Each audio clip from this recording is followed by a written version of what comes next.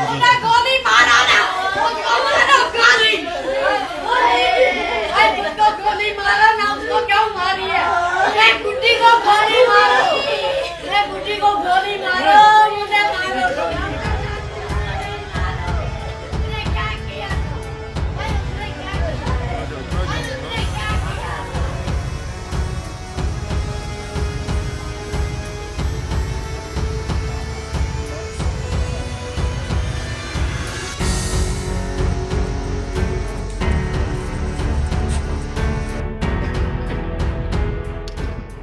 मुझे बख्शना, मुझे माफ करना, मुझे माफ करना, बोल रही हूँ, मुझे माफ करना, मुझे माफ करना।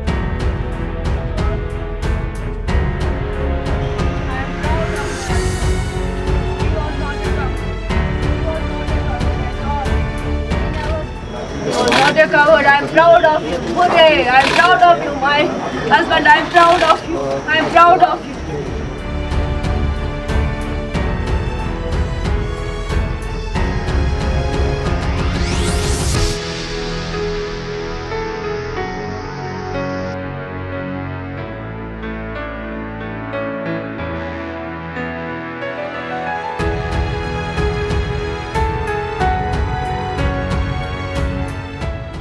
अच्छा नहीं हुआ क्योंकि हमारे लोग छोटे छोटे मुलाजिम हैं, कोई बैंक में है, कोई चपरासी है, कोई कहीं कोई बड़ी पोस्टों पे नहीं है, बिल्कुल छोटी पोस्टों पे।